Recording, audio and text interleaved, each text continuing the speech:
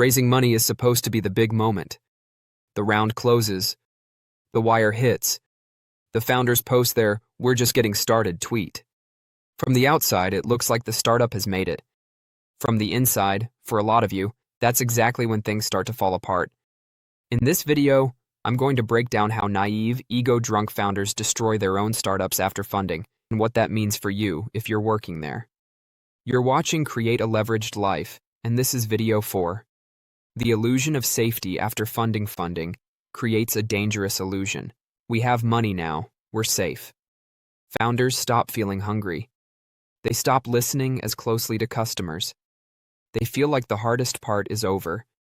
But capital doesn't fix bad habits. It magnifies them.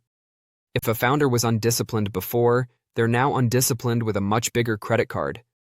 You start to see overspending on offices and perks, building features nobody asked for, hiring ahead of real traction. The company looks more successful from the outside, but the fundamentals might actually be getting worse. Ego tax, how founders change after money. There's also the ego tax. Before funding, founders need feedback. They need customers. They need early employees. They need investors. After funding, some of them think, I was right. The market agrees. I'm genius. So they stop listening. They ignore customer complaints. They dismiss team warnings. They wave away investor concerns. They think early traction guarantees inevitable dominance. Ego convinces them that the market just doesn't get it yet. The team isn't on the same level. Data is optional if the vision feels right. That ego tax shows up everywhere. Bad product decisions, waste spend, and people being punished for telling the truth. Post-funding hiring mistakes. Next, let's talk about hiring. After funding, hiring often goes from thoughtful to reckless.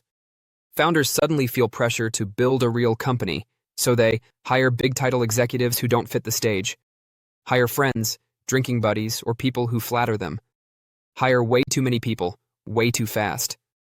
The problem? The wrong hires contaminate culture for years. A bad VP can create layers of politics overnight. A toxic early manager can burn out entire teams. Overhiring leads to layoffs when growth doesn't match the burn. And you, as an employee, live the consequences. Confusion, reorgs, broken promises, and a constant feeling that nobody really knows what they're doing. Culture rot. Values versus reality. Funding also exposes the gap between values and reality. Every startup has slides about ownership, transparency, customer obsession. But after the round, decisions move into closed investor meetings. Communication becomes top-down and vague. Loyalty matters more than honesty. Boards change. New investors join. Control shifts away from the original team. If the founder's ego and the investor's ego clash, the whole company feels the fight. Instead of solving customer problems, you're stuck in internal politics and morale issues. That's how culture quietly rots after funding, even while LinkedIn still looks great. Chaos, pivots, reorgs, and whiplash. Another pattern you'll see is strategy whiplash. With money in the bank, every idea suddenly feels possible.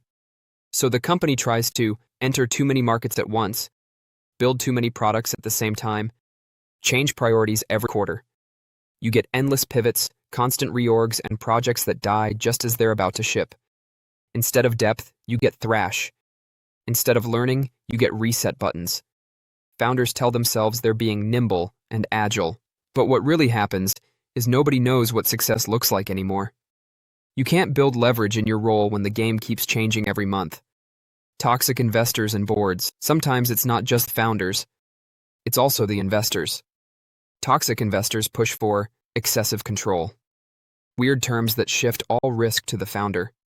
Micromanagement and conflicting demands. They can drain motivation, force short-term thinking, and make it harder to raise future rounds.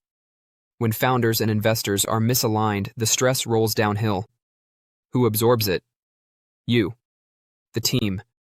That tension shows up as late-night emergencies, panic projects, and sudden layoffs. What this means for you. So what do you do if you're inside a company where this is happening? First, see it clearly. You're not crazy. Post-funding chaos and ego are real patterns in startups, not personal failures on your part. Second, Stop trying to save the culture by yourself. You can influence, but you can't fix founders who don't want to be fixed. Third, start building leverage, skills that are valuable beyond this company. Savings and side income so you're not terrified of leaving. Relationships with sane founders and teams outside your current one. Your job is not to die on the hill of someone else's ego. Your job is to build a life where you can walk away from this kind of situation without collapsing.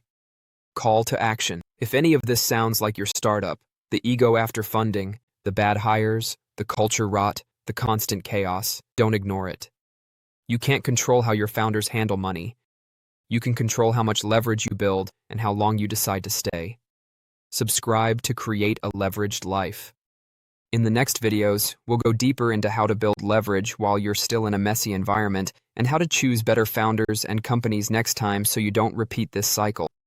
You don't have to go down with the ship. You can build leverage and choose a better game.